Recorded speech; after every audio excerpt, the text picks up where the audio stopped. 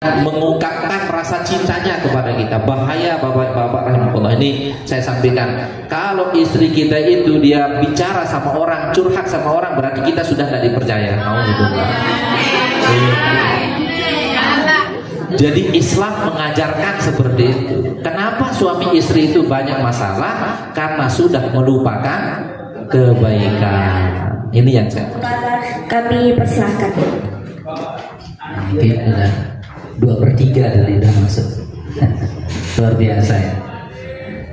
Yang hormati Bapak Kepala Puskesmas, yang hormati segenap karyawan-karyawati Puskesmas Matang. Bismillahirrahmanirrahim. Assalamualaikum warahmatullahi wabarakatuh. Alhamdulillah wassalatu wassalamu ala rasulillah sayyidina Muhammadin abdillahi wa ala alihi wa ashabihi wa man tabi'ahu bi ihsan ila yaumil qiyamah. Qala Allah ta'ala ba'da'udzu billahi samil 'alim minasyaitonir rajim.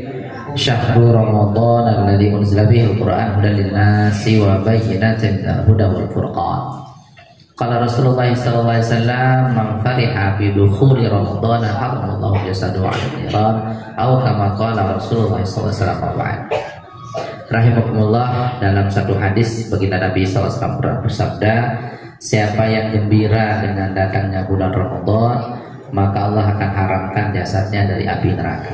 Jadi begitu saya diberitahu sama Pak Zamzam menyambut bulan Ramadan, sekaligus bisa kenal dengan salah satu dengan beberapa pegawai puskesmas. Saya masya Allah jadi menyambut bulan Ramadan dengan mengaji ini memang insya Allah min alamatil farah, bukti bahwa Bapak Ibu gembira dengan masuknya bulan Ramadan. Mudah-mudahan kita termasuk mendapat kemuliaan sebagaimana sabda Nabi sallallahu alaihi wasallam. Gembira dengan datang Ramadan tentu seperti menyambutnya. Kalau kita mengharap ada tamu yang kita sangat hormati, kita inginkan kehadirannya, tiba-tiba dia sudah tentukan jadwal datang minggu depan, maka kita mulai persiapan diri, tempat, makanan, minuman, apa yang kira-kira tamu ini senang ya. Kenapa? Karena kita harapkan kedatangannya. Di samping datangnya itu membawa kebaikan-kebaikan, dan juga pasti akan kedatangannya itu akan memberikan efek besar ya. Karena tamu ini misalnya kepala daerah atau seorang menteri, tentu efeknya itu se-Indonesia ya, apalagi di tempat kita.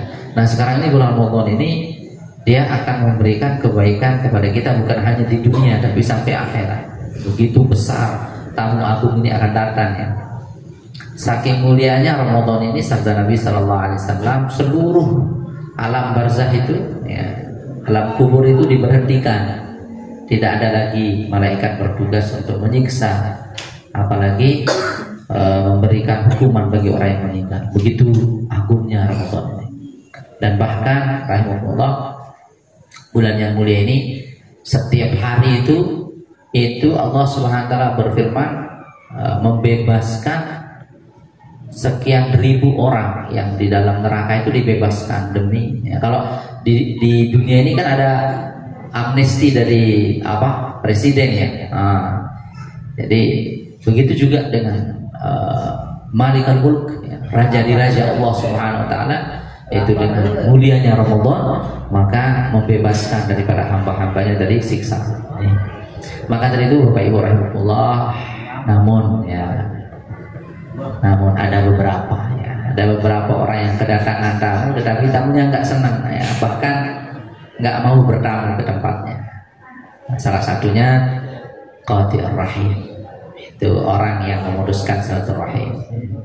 Ini buruknya kita sebagian besar ya, itu ada satu kebiasaan alemak bersapa selesai Idul Fitri ini, itu betul-betul dari maaf Bapak Ibu, itu bisikan setan. Kalau kita ikuti, di sini kehancuran kita.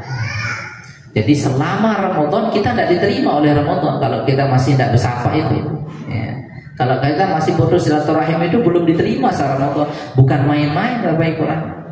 Jadi makanya nisfu Sya'ban, malam Jumat kemarin itu disebut oleh Allah yufraqu kullu amrin hakim. Di sana diputuskan keputusan siapa yang selamat, siapa yang celaka. Nah, di antara yang celaka itu orang yang masih putus silaturahim. Ya, Bapak Ibu. Maka justru sebelum Ramadan inilah ya, saya sudah ke negara Bangladesh, ke India, ke Malaysia, juga ke Thailand, saya masuk Singapura. Itu yang paling dahsyat saya lihat itu di Madras namanya, satu wilayah di New Delhi itu malam nisfu Sya'ban itu kumpul seluruh keluarga mereka. Itu di sana mereka saling, saya paman, saya bibi, saya minta maaf, betul-betul mereka memahami bahwa Ramadan itu harus disambut dengan sesuatu yang memang diterima kita. Ramadan mulia, tapi kalau kita yang nyambut tidak mulia, maaf, kamu datang kita nggak mandi, udah seminggu kita sibuk menyambut kedatangan tamu, seminggu lupa mandi.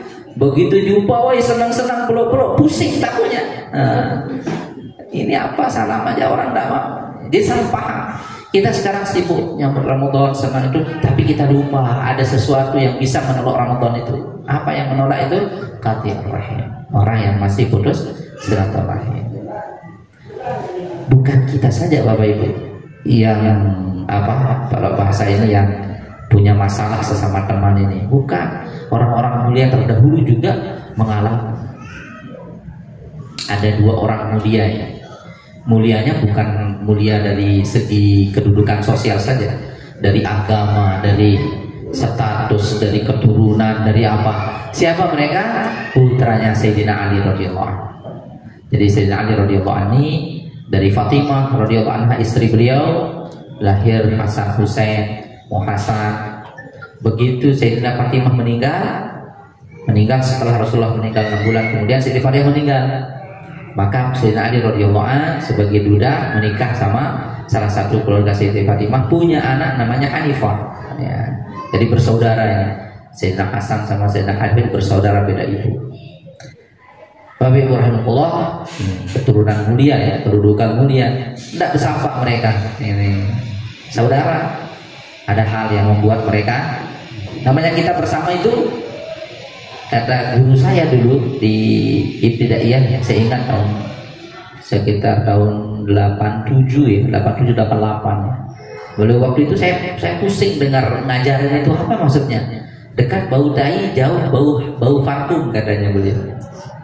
Apa maksudnya? Kita masih kecil, tapi beliau beritahu aja itu sebagai peribahasa ya.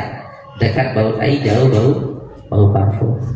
Di kemudian hari, orang yang selalu bersama itu yang kelihatan buruknya saja. Setelah pisah baru teringat kebaikannya. Nah, jangan sampai begitu sebenarnya. Kalau memang itu baik ya baik. Islam mengajarkan tidak begitu. Lihatlah ikan itu sekurus-kurusnya pasti ada dagingnya. Segemuk-gemuk ikan pasti ada tulangnya. Sekurus-kurus ikan. Kalau kita jumpa di sungai itu kan, kalau orang mancing itu kurus, kecil-kecil. Tapi kalau kita mancing di kolam, gemuk-gemuk. Tapi ingat, sekurus-kurus ikan tadi ada dagingnya, segemuk-gemuk ikan ada tulangnya. Seburuk-buruk, sejelek-jelek teman kita itu pasti ada baiknya. Sebaliknya, sebagus-bagus orang pasti ada buruknya. Maka yang Allah perintahkan kita, lihat kebaikan, akan mudah memaafkan. Kenapa orang itu sifat dendam? Karena lupa kebaikan. Baginda Nabi SAW bersabda waktu lewat dengan para sahabat, maka sahabat tutup hidung. Ternyata ada bangkai anjing. Ini bangkai anjing sudah mughalazah, sudah anjing lagi. Maka mereka tutup. Nah, melihat sahabat-sahabat menutup hidungnya, ada perasaan jijik. Rasulullah SAW kasih pelajaran. Maka Rasul bersabda, saya lihat gigi anjing itu putih. Coba Pak, perhatikan seluruh anjing di dunia ini, ada nggak yang hitam gini? Nggak pernah masuk gigi deh, nggak pernah pakai odol, tapi kenapa putih? Padahal makanan juga, masya Allah, nggak enak-enak banget, tapi putih. Itu kelebihan anjing itu seperti itu. Bahkan dalam satu riwayat dikatakan, ajil kilab aklan salah satu ayat, ia tergurukan salah satu. Kasih anjing itu makan 3 hari, dia akan mengingatmu 3 tahun. Tapi kalau kamu kasih manusia makan 3 daun, dia akan mudah melupakanmu dalam 3 hari. Itu kelemahan kita. Justru kita perlu belajar dari makhluk Allah yang dianggap hina tapi dia mulia dengan sifat-sifatnya. Masa kita kalah? Sekarang bahasa mudahnya, masa kita kalah sama anjing? Teman kita ini, kita udah bersama, kita latih. Dengan kita mengaji itu belajar lihat kebaikan, maka hati kita akan mudah memaafkan. Sebaliknya, kalau kita terbiasa melihat kekurangan dan keburukan, akan datang dendam dan kemarahan yang berkepanjangan. Bapak Ibu, itu guru saya pesan seperti itu. Maka setelah berpisah baru sama dengan suami istri. Kenapa suami istri sering tengkar apa itu semua? Karena sudah lupa kebaikan. Wanita sudah lupa kebaikan suaminya, suaminya juga lupa kebaikan istrinya. Sedangkan kita dalam syariat diajarkan selalu melihat kebaikan. Dulu pernah saya sampaikan bagaimana seorang sahabat itu pusing, sakit. Mungkin kalau hidup zaman sekarang susah Pak Haji Sapuan karena terus minta obat, ya sangat pusing. Kenapa? Karena istrinya itu pengomel. Jadi ngomel istrinya itu sampai buat dia pusing, lelah. Nah, akhirnya karena ini sahabat paham, saya mau laporin sama khalifahnya. Ya pergi lapor ke khalifah. Khalifah waktu itu Sayyidina Umar, Bapak Ibu. Jadi Sayyidina Umar ini beliau dikasih gelar itu Al-Faruq. Ya. Kalau ada di getaran nama Sayyidina Umar ini, kalau beliau hadir di satu tempat, maka selama semingguan semua setan nggak berani lewat di tempat itu. Jadi bekas beliau hadir itu saking warok dan takwanya kepada Allah luar biasa. Dan Sayyidina Umar ini berapa puluh ayat Al-Quran itu turun berkenaan dengan apa yang beliau pikirkan. Laula nabiyyun ba'di fa Umar nabiyyu. Kalau ada nabi setelah aku, Umar jadi nabi, sabda.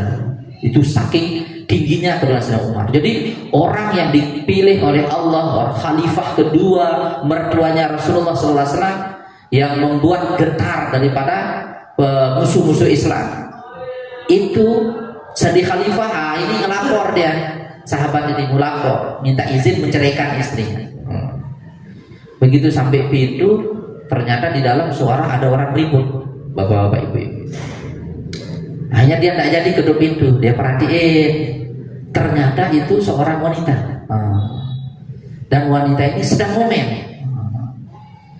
Dia hitung-hitung ngomelnya wanita ini dengan ngomel istrinya, kalah istrinya. Lebih hebat ngomel yang wanita di dalam ini. Dia pikir-pikir, siapa wanita di dalam rumah khalifah? Ya istrinya khalifah. Istrinya Sayyidina Umar. Maka dia termenung, dia berpikir ini Sayyidina Umar kira-kira mau diapakan istrinya ini. Mati sudah istrinya. Tunggu semenit, 2 menit, 3 menit, 5 menit, 10 menit, nggak ada suara. Ini wanita sabar, mobilnya habis-habis. Akhirnya dia malu, kalau khalifah begini aja, istrinya lebih hebat dari istriku dalam hal ngomel. Dia masa saya mau lapor, malu dia, pergi dia. Bapak Ibu, kelihatan bayangan di pintu. Sayyidina Umar datang, apa kamu? Ya katakan tidak ada khalifah. Yuk kamu sudah datang, pasti kamu punya keperluan. Ini pemimpin dalam Islam itu seperti itu. Minta maaf, kenapa? Karena saya nggak sempat mendatangi kamu, ada keluar, kamu datang ke sini, kamu harus selesai apa masalah? Nggak ada khalifah, udah selesai masalah. Ada bukan tidak boleh, kamu harus sampaikan. Akhirnya dia dengan malu-malu begini khalifah. Tapi kalau bisa nggak usah, udah selesai sudah.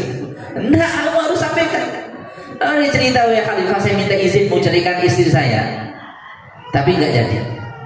Yuk kenapa? Karena jawabannya saya sudah dapat. Maksudmu apa? Ya, saya mau ceraikan karena dia kuat ngomel. Terus sampai sini ternyata istrimu lebih kuat dari istriku ngomel. Tapi kau diam saja. Maka Umar mengatakan, wahai sahabatku, dia dulu dalam keadaan cantik. Yang membuat dia keriput siapa? Kita. Dulu dia dalam keadaan kencang. Yang membuat dia harus menggendong anak kita selama 9 bulan, tidak pernah ngeluh. Siapa yang buat itu? Kita. Begitu dia melahirkan anak kita antara hidup dan mati. Kamu bisa tak melahirkan? Siapa yang sanggup? Maka ini sahabat terdiam. Saya mau katakan begitu banyak pengorbanan yang istri kita lakukan. Kalau hanya dengan mengomel darahnya lancar, biarin aja. Kita jadi pendengar setia. Gak iso.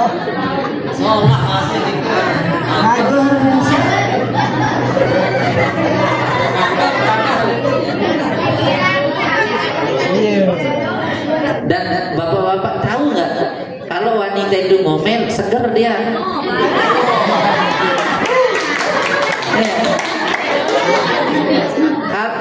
Kalau ditahan bahaya.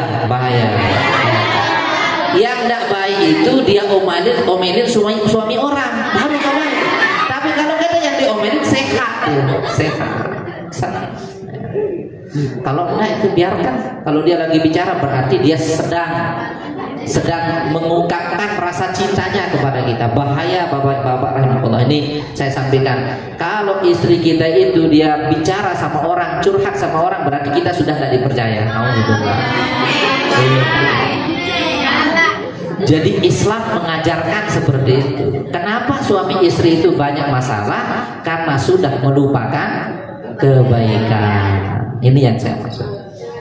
Nah, jadi kita Bapak Ibu orang tua, apalagi ini di instansi ya, di puskesmas, ibu-ibu bapak-bapak di sini berteman itu berpuluh-puluh tahun, nggak main-main. Ya, yang ibu-ibu di sini berteman berpuluh-puluh tahun. Jadikan kebersamaan itu sumber ladang kebaikan dan pahala. Jangan menjadikan pertemanan persahabatan itu menjadi sumber dosa. Rugi kita, rugi. Kenapa kita menjadi teman kok? Kita teman sekantor, teman semeja, teman seinstansi, kok bisa ada dendam, kok bisa ada marah? Salah satu sebabnya tidak melihat kebaikan. Yang kedua, kita lupa ancaman. Apa ancaman Bapak Ibu rahimahullah? Dalam hadis baginda Nabi SAW bersabda, ada seorang sahabat duduk, namanya Muawiyah bin Haidah. Ada Muawiyah bin Abi Sufyan, ada Muawiyah bin Haidah. Jadi bin Haidah, jadi bukan putranya Sayyidina Sufyan radhiyallahu, bukan sepupu Rasulullah, bukan. Nah, waktu duduk bersama, si Muawiyah ini membicarakan sahabat yang lain yang tidak ada. Maka Nabi SAW bersabda, berhenti kamu sedang menggibah saudara. Kamu sedang menggibah saudara. Maka Rasulullah SAW bersabda, dengan perbuatanmu ini kamu akan dihancurkan oleh Allah. Ini yang kita lupa.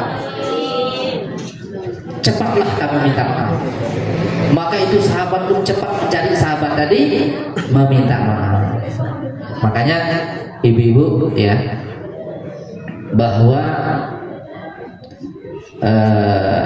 kalau orang itu tahu bahayanya menggibah atau fitnah, maka dia akan menahan dirinya.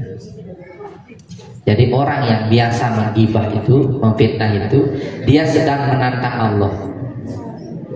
Makanya banyak bahaya.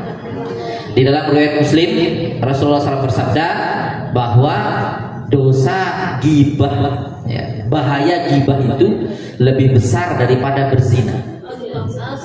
Kenapa? Karena kalau berzina itu dia yang dapat musibah sendiri. Tapi kalau dia menggibah, dia dan orang lain hancur. Ini Bapak Ibu yang berkembang. Maka sebelum Ramadan itu yang harus lebih dipersiapkan diri kita. Fala tuzakku anfusakum huwa a'lamu biman ittaqa. Qad aflaha man zakkaha. Beruntunglah orang yang mensucikan jiwanya. Nah itu, mensucikan jiwa itu dengan membersihkan sesama sahabat, teman, andai taulan, keluarga, kita saling memaafkan. Hebatnya sekarang Bapak Ibu ya, kalau dulu sahabat Nabi ditegur, cari kamu, minta maaf kepada yang kamu gibah, maka beliau pun keluar keliling mencari. Ya, itu butuh waktu Bapak Ibu. Kalau jumpa, kalau nggak jumpa, terus dia mati, nauzubillah. Sekarang di akhir zaman ini begitu mudahnya kita. Begitu kita tahu jumpa, kan kadang-kadang kita malu, kita sudah buat salah sama teman apa. Setelah kita ngaji baru kita tersadar bahwa ini dosa besar, bukan dosa kecil Bapak Ibu. Menggibah, memfitnah itu bukan dosa kecil, dosa besar. Jangan diremehkan.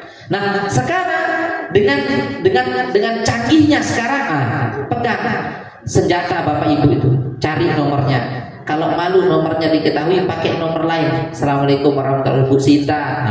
Insya Allah tidak ada namanya Bu Sita ini ya. Ada? Contoh. Oh nggak ada, ya udah. Contoh. Bu Sita, saya telah menggibah Ibu begini-gini, mohon dimaafkan. Karena kalau jumpa kan susah, malu kan. Nah sekarang dengan kita itu kita kirim, mohon dimaafkan. Dia jawab, siapa ini? Salah satu teman Ibu, tapi saya malu nyampein. Pengajiannya mengatakan betapa besar, Ibu ya, betapa besar dosa menggibah itu. Makanya siapa ini? Jawab. Makanya maafin dulu. Jawab. Kok minta maaf pakai penawaran? Tapi nggak apa-apa daripada tidak. Ini saya ngerti betul, ibu-ibu, karena kita ini, kenapa saya sampaikan perkara ini? Karena ini kan judulnya menyambut Ramadan. Ini kita mau Ramadan itu tahu tidak artinya? Ya. Ya. Baik, kita ngaji dulu ya. Jangan ngaji masing-masing. Ya. Baik ibu-ibu ya, kita ngaji lagi ya. Sebentar lagi, mungkin 10 menit saya sudah selesai. Ya, baik.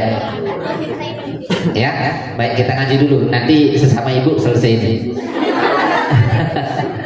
Ya, ibu-ibu rahmatullah. Kenapa kok ibu-ibu? Memang sumbernya di ibu-ibu ini. Karena insya Allah kalau ibu-ibu itu satu saja, kata ulama, yang terakhir muslimah, seorang muslimah itu, yang terakhir Islamnya seorang wanita itu di sana. Mata bisa, pakaian bisa, aurat bisa, sholat mudah, tetapi yang terakhir itu di sana. Inilah yang bisa membawa dia ke surga atau menarik dia ke neraka. Kenapa saya pentingkan ini ibu-ibu muslimat ya? Bahwa kebaikan yang ibu buat itu akan berpengaruh kepada keturunan, ke anak-anak kita pasti. Di dalam Al-Quran itu ada 2 nabi, sama-sama ulul azmi, sama-sama kekasih Allah, sama-sama dapat wahyu dari Allah, Nabi Nuh dan Nabi Ibrahim. Tapi ternyata anak mereka jauh langit dengan bumi. Anaknya Nabi Nuh menentang, jadi pemimpin masuk neraka. Anaknya Nabi Ibrahim, Nabi Ismail, Nabi Ishak, jadi nabi kekasih Allah.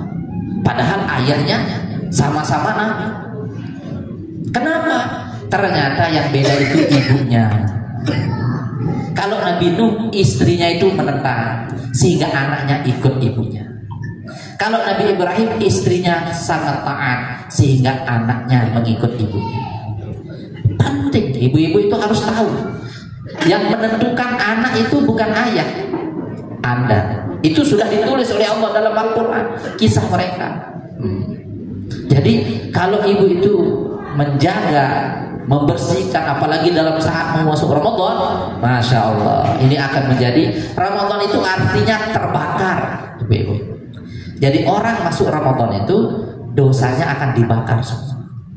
Tapi kalau ibu pakai baju anti api, nggak akan terbakar. Nah, baju anti api dalam dosa itu ya ghibah. Kalau masih belum membersihkan diri, meminta maaf kepada teman, berarti Anda menutup diri Anda sehingga tidak bisa terbersih dengan Ramadan. Maka gunakan wanita itu. Ya, 2 sahabat tadi yang saya ceritakan, kita flashback ya, kisah orang yang hebat 2 ini. Sayyidina Hasan dan siapa? Siapa tadi? Ibu-ibu. Yang kedua siapa? Sayyidina Hanafi.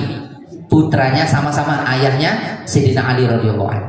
Itu tidak saling tegur sapa karena bersaudara bersama. Ya kayak kita kan walaupun tidak bersaudara tapi tetap bersama, di kantor bersama, pagi bersama, acara bersama. Ini lebih dari saudara. Kadang sama saudara ibu-ibu mungkin jarang jumpa, tapi kalau teman kerja ini kan paling tidak 8 jam kita bersama, lebih dekat daripada saudara fisik kita.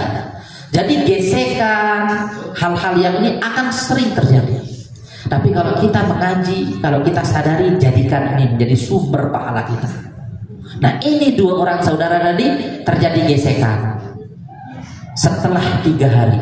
Nah ini Bapak Ibu, begitu 3 hari Sayyidina Hanafi ambil buku, ditulis ila akhihil kiram, kepada saudaraku yang mulia, telah terjadi hal yang menyebabkan kita tidak saling tegur sapa.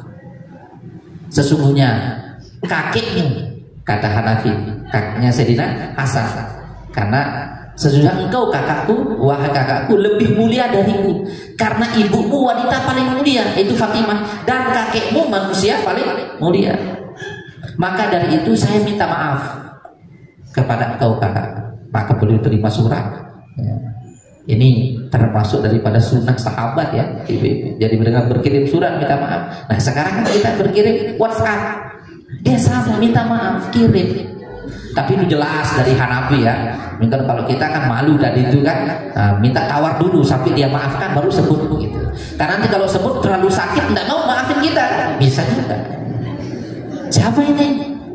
Fatimah? Tidak ada Fatimah ini. Saya yakin tidak ada nama Fatimah. Nah, ada. Oh iya. Iya. Nah, tapi kan yang Ibu Sita nggak ada. Ibu Sita bilang siapa? Maaf, maafin dulu. Siapa? Teman sekantor. Makanya siapa? Maafin dulu. Kalau tidak maafin, saya nggak mau sebut. Ya udah saya maafin. Benar Bu, benar. Demi bulan Ramadan, demi bulan Ramadan. Baik. Nah, saya Fatimah. Sebenarnya kalau tahu dari tadi tidak mau kan, karena sakit hati, tapi karena sudah janji maaf, akhirnya saling maaf. Ini penting ya. Nah itu setelah bersurat ya, ini muslimat ya, setelah beliau bersurat kepada kakaknya, maka kakaknya ini jawab. Beliau bilang apa? Kepada adikku yang aku muliakan, sesungguhnya kamu lebih mulia dari aku. Nah, ini kata Sayyidina Hasan, kamu lebih mulia dari aku. Kenapa? Karena kakekku Rasulullah SAW bersabda, bila ada 2 orang berselisih paham, kemudian tidak saling tegur, siapa yang lebih dahulu meminta maaf, maka dia yang lebih dahulu masuk surga. Karena kamu lebih dahulu minta maaf, kamu lebih dahulu masuk surga, berarti kamu lebih mulia dariku. Saling puji. Ini yang saya maksud, yang menyebabkan kita akan mudah memaafkan kalau kita melihat kebaikan. Semoga Allah Subhanahu wa taala, wah ini udah lewat setengah jam lebih ya, kepanjangan. Ya, semoga Allah Subhanahu wa taala terima kita, panjangkan umur kita sampai Ramadan. Kita saling ikhlas, saling maaf, ibu-ibu saling ridho, jangan kasih celah setan untuk menyia-nyiakan Ramadan kita ya. Itu juga antara terakhir saya mau sampaikan satu hadis Nabi, yang terbaik di antara kamu yang menjaga hubungan dengan atasannya dan menjaga hubungan dengan bawahan. Nah, ini juga saling maaf, saling ikhlas. Kita tutup dengan doa. Alhamdulillahirabbil alamin, hamdan yuwafi ni'amaka bimazidah ya rabbana lakal hamdu kama yanbaghi li jalali wajhikal karim wa 'azimi sultanik. Allahumma shalli ala sayyidina Muhammadin fil awwalin wal akhirin wa fil mala'il a'la ila yaumiddin. Allahumma ighfir lana dhunubana wa li walidina warhamhum kama rabbawna shaghira. Allahumma ij'al hadha jam'an barakan marhuma tafarraqana min ba'di hadha tafarruqan rahmatan ma'suma. Allahumma sur 'auratna wa amin rawatina. Allahumma alif baina qulubi sufufana. Allahumma sasuduran islam habib ilaina al-iman wa zambiqul هنا الكفر والسوق والعصيان وجعلنا من الراشدين المهديين غير الضالين ولا مضلين وجعلنا من المسلمين من سنة رسولك وجعلنا من الخاشعين الذاكرين العالمين العاملين وجعلنا من المقربين من المخطئين المقبولين وجعلنا من الدنيا يا أرحم الراحمين. اللهم بارك لنا في شعبنا وبلغنا رمضان. اللهم بارك لنا في شعبنا وبلغنا رمضان. اللهم بارك لنا في شعبنا وبلغنا رمضان. ربنا آتنا في الدنيا حسنة وفي الآخرة عذاب النار. صلى الله عليه وسلم محمد والحمد لله رب العالمين. الفاتحة. Ar-Rahman Ar-Rahim ya. Subhanallah wa bihamdihi. Allahumma hadi ila sabilir rasyad. Assalamualaikum warahmatullahi wabarakatuh. Waalaikumsalam warahmatullahi wabarakatuh. Bapak Ibu hadirin, telah kita dengarkan tausiah menyambut bulan Ramadan serta doa yang disampaikan oleh Tuan Guru Haji Muzamil Badri. Kami ucapkan terima kasih dan semoga tausiah yang telah kita dengarkan bersama dapat menambah ilmu dan juga manfaat, mempererat tali silaturahmi kita kepada seluruh umat serta menjadi penambah semangat dalam menyambut bulan suci Ramadan yang selalu kita nanti. Amin Allahumma amin.